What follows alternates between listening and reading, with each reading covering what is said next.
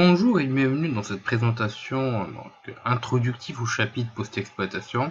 Donc on essaiera de découvrir les différents éléments qu'on va pouvoir introduire tout au long, discuter surtout tout au long de ce chapitre. Sans plus tarder, le plan de la présentation est le suivant. Nous allons commencer donc directement par une petite introduction, résumant les différents éléments qu'on va pouvoir découvrir tout au long de ce chapitre qui reste très important. Donc il faut savoir que les éléments toutes les actions post-exploitation qu'on va effectuer vont définir le niveau de contrôle qu'on va pouvoir récupérer au niveau de la machine cible.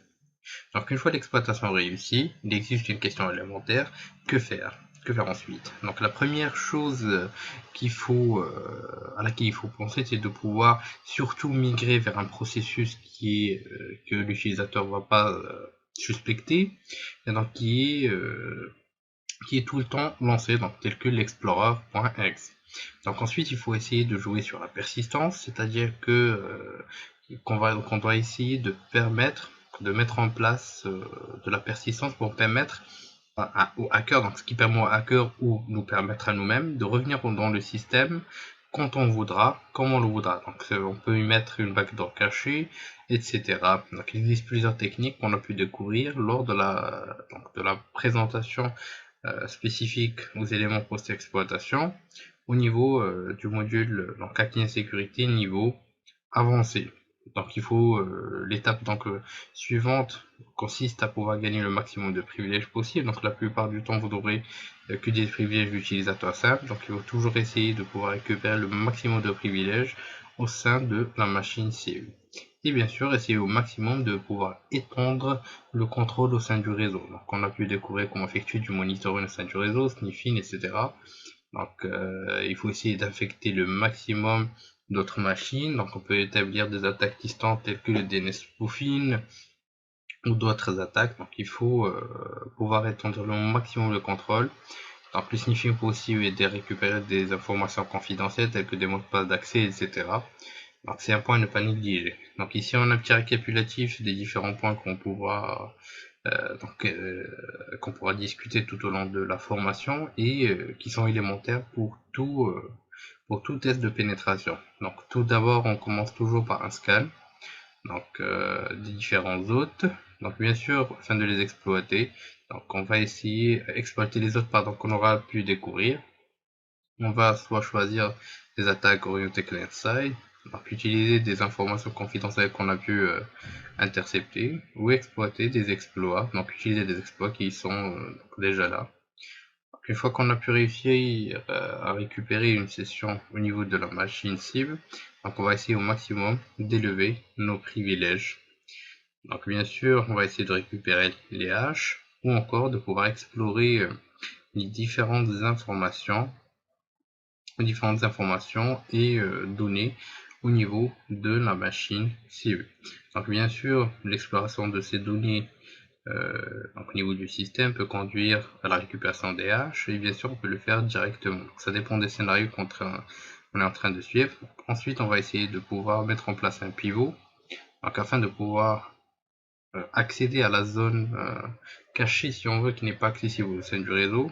Et bien sûr on va revenir vers le process qu'on a pu suivre depuis le début de notre test. Pendant cette présentation, nous avons pu découvrir l'importance des étapes post-exploitation. Donc il y a une étape élémentaire suite à l'exploitation qui est extrêmement importante et à ne pas négliger.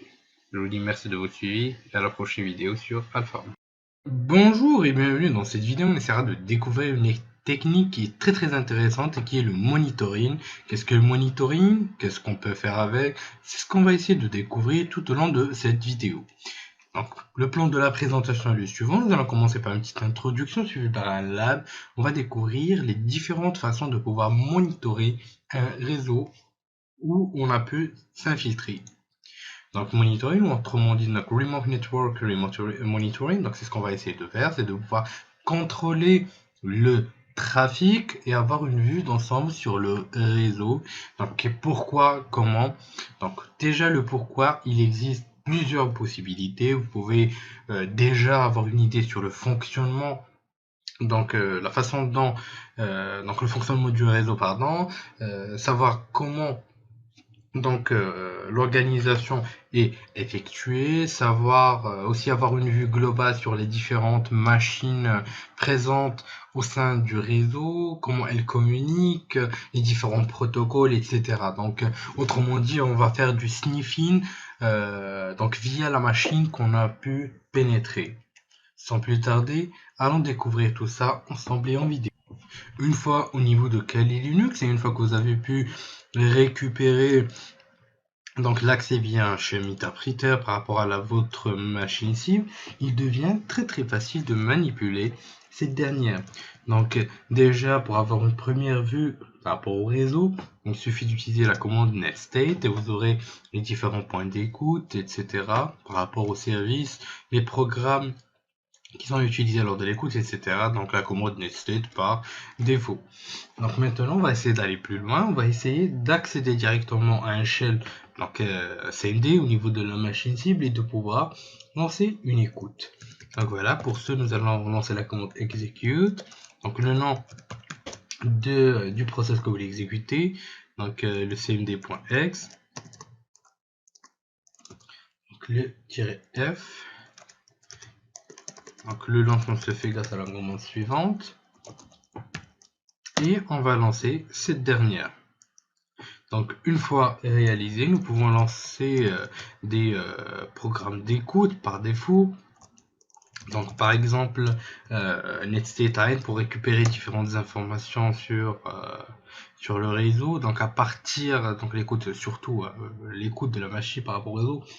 Donc à partir de la commande donc de l'environnement donc CMD, donc vu qu'on a pu récupérer un shell CMD à distance au niveau de la machine, mais en fait maintenant vous pouvez bien sûr télécharger des petits scripts que vous pouvez utiliser pour le sniffing, les coder grâce à Scapy ou encore d'autres modules orientés Python. Vous pouvez télécharger des modules Wireshark, etc. Mais ça devient un peu, ça ralentit en fait la machine, c'est détectable, etc.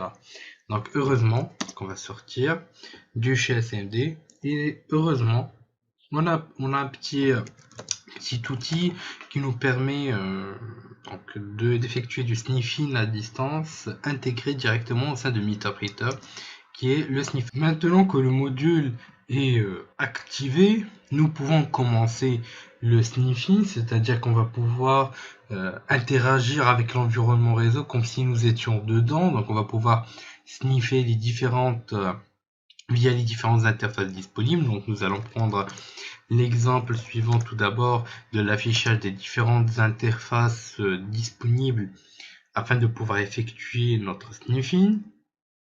Donc on a les deux interfaces suivantes. Donc ce qui nous intéresse le plus, c'est les connaisser ces deux cartes réseau là. Donc ensuite, pour commencer à sniffer, il faut lancer le sniffer. Donc sniffer start. Ensuite, donc si vous avez pas une idée en fait, différents paramètres dont vous avez besoin, donc vous cliquez sur entrée, vous aurez la commande à utiliser. Donc, premièrement, l'interface, l'ID de l'interface, donc 2, le buffer du paquet, donc on va spécifier 5000, et donc pour le filtre, donc c'est des filtres spécifiques pour l'X-Meterpreter, donc ça nous intéresse pas pour l'instant. Donc, et on va lancer la capture. Donc, entre temps, nous allons lancer une autre avis de commande. Et on va essayer de lancer un ping vers notre machine. Donc pour vérifier par rapport au sniffer, donc si ça marche bien, etc. Donc vous pouvez toujours utiliser la commande sniffer stats donc pour statistiques. Ensuite, bien sûr, il faudra spécifier l'ID de cette dernière. Donc voilà, on a 56 paquets qui ont pu être interceptés. Donc ensuite, une fois que vous aurez intercepté assez d'informations, donc par exemple vous aurez laissé le sniffer tourner pendant quelques heures, etc. Vous pouvez lancer le dump afin de pouvoir analyser les sorties grâce à la commande donc sniffer dump. Donc vous aurez besoin comme information de l'interface et du fichier pcap, donc là où il va se situer. Donc c'est très simple à utiliser, donc sniffer dump, là l'interface et là où vous voulez, pardon, et le nom donc du fichier pcap que vous voulez utiliser. Donc on va prendre comme exemple donc module sniffing sniffer interpreter.pcap. Et voilà, vous avez pu vous avez pu réussir à récupérer donc votre fichier de capture donc qui a été utilisé lors de la machine lors de la machine cible avec laquelle on a pu interagir avec le réseau et récupérer toutes les informations concernant le flux de données dans le réseau. On va se diriger donc par défaut le fichier sera là, donc dans le répertoire route de la machine, et on va essayer d'ouvrir ce fichier de capture grâce à Wireshark comme ceci, et vous allez remarquer que la suite va être extrêmement simple à utiliser. Une fois ouvert, vous pourrez remarquer les paquets donc ICMP qu'on a pu lancer grâce à notre ping et les différentes informations circulant au sein du réseau. Donc maintenant, vous pourrez analyser comme bon vous semble. Pendant cette présentation, nous avons pu voir comment pouvoir monitorer un trafic, autrement dit utiliser notre sniffer à distance. C'est un point qui est extrêmement intéressant pour la compréhension du fonctionnement au sein de l'infrastructure réseau, différents protocoles utilisés, machines disponibles, donc communicantes, flux de données, etc. Je vous dis merci de votre suivi, à la prochaine vidéo sur Alpha. Bonjour et bienvenue dans cette vidéo, on essaiera de traiter le sujet des sessions, autrement dit, comment on va pouvoir manipuler les différentes sessions présentes au sein d'un système compromis. Sans plus tarder, le plan de la présentation est le suivant. Nous allons commencer par une petite introduction suivie par un lab où mettre en pratique directement l'exploitation des différentes sessions. Donc il faut savoir que la manipulation des sessions est un point extrêmement intéressant vu que lorsque vous aurez récupéré une session au niveau d'une machine compromis, vous pourrez manipuler cette dernière à plusieurs fins. Donc une des fins les plus intéressantes reste les sessions, donc comme on vient de le citer. Donc la récupération du contrôle au niveau d'une session peut être effectuée via plusieurs techniques. Donc on va voir aujourd'hui, donc au niveau de cette présentation là,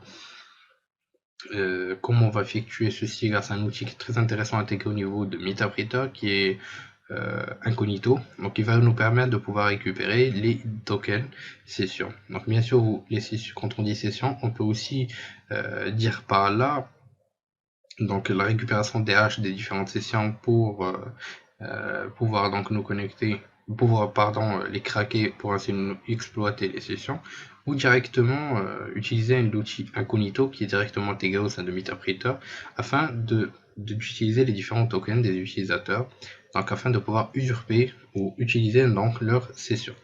Sans plus tarder, allons découvrir tout ça ensemble et en vidéo. Une fois donc on aura pu récupérer une session donc via Meterpreter au sein de la machine cible, on a pu récupérer donc les droits administrateurs donc via GetSystem. Nous allons essayer de charger notre module incognito, donc comme ceci. Donc incognito, ce qui va nous permettre de manipuler les différents tokens. Un help va nous permettre d'afficher les différents outils, les différentes commandes de ce dernier, telles que l'ajout d'un utilisateur avec les différents tokens, ajout d'un utilisateur au sein d'un groupe local, global. Impersonate token, c'est ce qui va nous permettre de manipuler les tokens. List token pour effectuer la liste des tokens. C'est ce qu'on va essayer de faire tout d'abord. On va donc essayer d'exploiter le token donc de l'utilisateur donc on a donc celui-là. Donc l'utilisation est très simple. Il suffit de taper la commande impersonate token, donc spécifier le compte. Donc il faudra ajouter un double anti-slash et lancer l'impersonation. Donc voilà, la délégation de token est possible, et donc on a pu récupérer le token donc de l'utilisateur. Afin de pouvoir exploiter la session de l'utilisateur et utiliser donc ce token, donc on va lancer une petite invite commande comme ceci, -c-interact et -h. Donc on est au sein de notre machine cible et vous pouvez récupérer donc la version, donc vérifier qu'on a bien pu utiliser le token de l'utilisateur grâce à la commande whoami, et voilà, comme vous pouvez le voir, on a pu récupérer le token de l'utilisateur et l'exploiter. Donc maintenant vous pouvez visiter, donc naviguer au sein de la machine cible avec donc l'identifiant de l'utilisateur voulu. Donc vous pouvez utiliser n'importe quel identifiant à partir de cela. Pendant cette présentation, nous avons pu voir comment pouvoir utiliser l'outil Incognito afin de pouvoir manipuler les différentes sessions. Je vous dis merci de votre suivi et à la prochaine vidéo sur Alpha. Bonjour et bienvenue dans cette vidéo. On essaiera de découvrir un outil qui est très intéressant, qui nous permettra des manipulations assez intéressantes dans la récupération des logs, donc le management de ces derniers. Donc il est spécialisé, il nous permettra de gagner quand même assez de temps. Sans plus tarder, le plan de la présentation est le suivant. Nous allons commencer par une petite introduction suivie par un lab où on mettra en pratique l'utilisation de cet outil qui est directement intégré au sein du système Windows.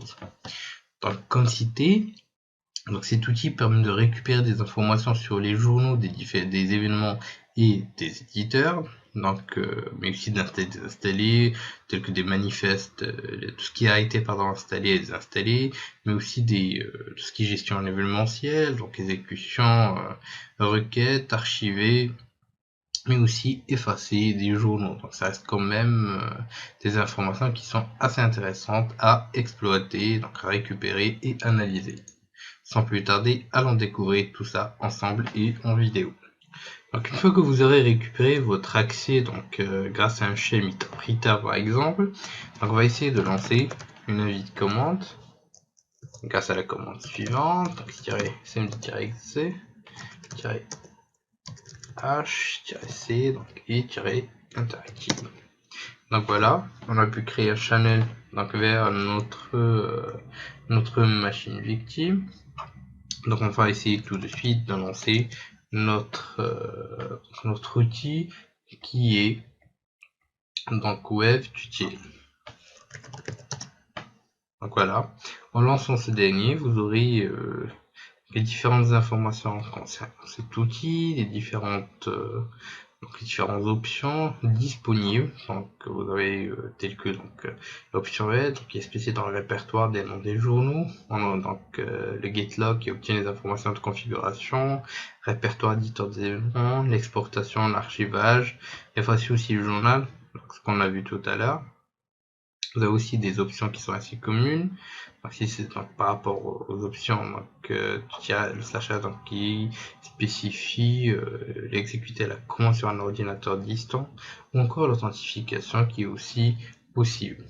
Donc c'est vraiment une panoplie d'options qui reste assez sympa. Donc cela peut beaucoup aider, cela peut être fructif.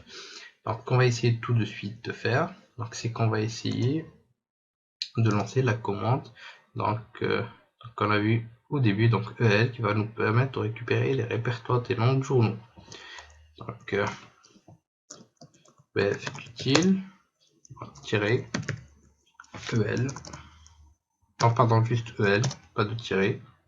Donc voilà, vous avez pu récupérer les différents répertoires dont on a parlé. Donc ce qu'on va essayer de faire maintenant, donc c'est qu'on va essayer d'aller un peu plus loin par rapport à ces répertoires là. Donc vous pouvez à chaque moment utiliser le panel help, donc qui peut vous fournir vraiment des informations qui sont très intéressantes. Donc on va se focaliser sur le répertoire security. Donc on va relancer webtutil donc pour voir quelle est l'option qu'on va pouvoir utiliser afin d'analyser. On va essayer d'obtenir les informations de configuration d'un journal donné, dans ce cas security. Donc webtutil GLI security. Voilà.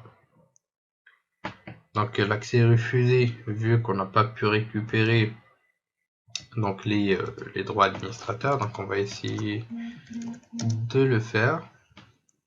Donc on va effectuer un exit et on va essayer donc maintenant de récupérer les droits administratifs. Donc on ne peut pas, donc on doit utiliser donc l'exploit donc qu'on a eu donc pour bypasser l'UAC, donc la protection dont on a parlé tout à l'heure. Donc on va lancer Meterpreter, donc on parle de la session background, on va utiliser l'exploitation, donc exploit local Windows pardon local bypass UAC, on va faire un set payload Windows Meterpreter et reverse TCP, donc show options, donc comme spécifié, donc on va spécifier cette lhost, donc 192.168.47.154, cette lport, donc c'est le 9100, et donc on va afficher les sessions, -1, donc la première, donc cette session, donc 1, et on va exploiter ce dernier, donc voilà. On a pu récupérer en fait l'accès et bypasser donc la protection UAC qui est présente au niveau de notre machine cible. Donc une fois que vous avez pu bypasser l'UAC, donc vous pouvez juste effectuer un get system afin de récupérer le token, donc spécifique donc bien sûr spécifique à l'administrateur, donc le plus haut privilège que vous pouvez avoir. Donc maintenant on va essayer de récupérer donc une session CMD par rapport à la machine cible grâce donc la commande qu'on a pu utiliser tout à l'heure en fait et qui nous a permis de récupérer cette dernière. Donc, la commande est le suivant, donc execute. Donc on va utiliser ensuite l'option -F afin de spécifier process à exécuter, -H, -C et -I interactive. Donc voilà, on va exécuter cette dernière. Le channel a été créé, donc on va ensuite refaire ce qu'on a fait en fait tout à l'heure. Donc la liste.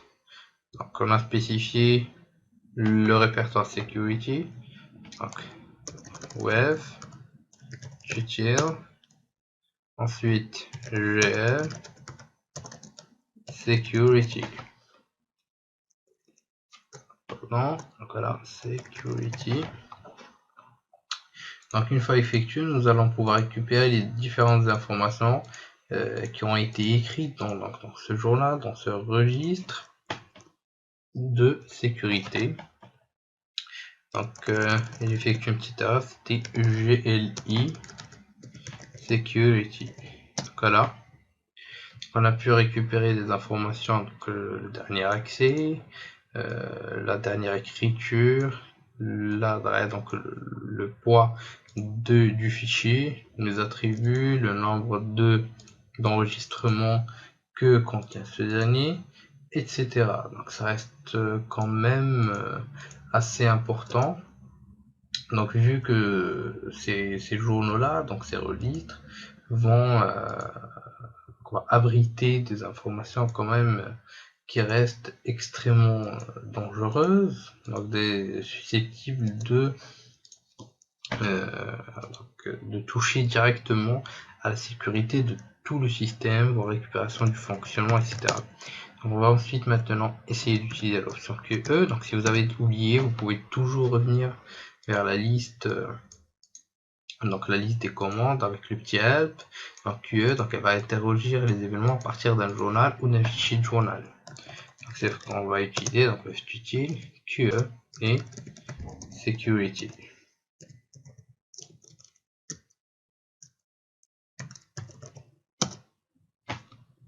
Donc voilà, vous avez les différentes informations qui vont être dumpées. Donc vous pouvez les dumper au niveau d'un fichier CSV.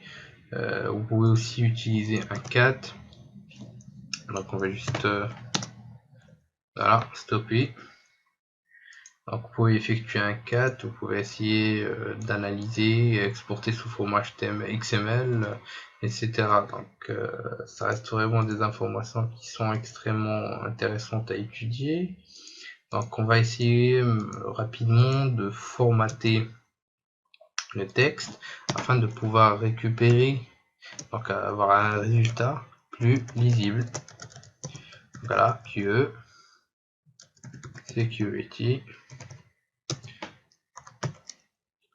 la troisième colonne, read true et F, donc on va afficher sous format de texte. Donc voilà, vous avez les différentes informations donc, qui sont quand même plus lisibles donc, par rapport au log, donc sécurité qu'on spécifiait. Donc on a la source, la date, l'ouverture de session, donc on a aussi des informations sur l'ordinateur, les privés spéciaux, on a attribué la session, l'idée, etc. Donc ça, c'est une des informations parmi des centaines d'autres qui peuvent être exploitées à des fins malicieuses. Donc je vous laisse crever, je laisse creuser pardon, dans tout ce qui est options plus avancées, telles que les options CL. Donc je vous laisse découvrir les autres options, effectuer donc des petits tests par ici et par là, lancer des events, pourquoi pas. Pendant cette présentation, nous avons pu découvrir l'outil Web Utile qui peut être vraiment extrêmement intéressant et utile, donc le petit jeu de mots, donc dans plusieurs sens, tels que la compréhension, tels que la récupération d'informations susceptibles donc d'abriter des informations donc orientées fonctionnement du système, fonctionnement au niveau de l'entreprise, etc. Je vous laisse creuser dans ce sens. Je vous dis merci de votre suivi. À bientôt sur Alpha.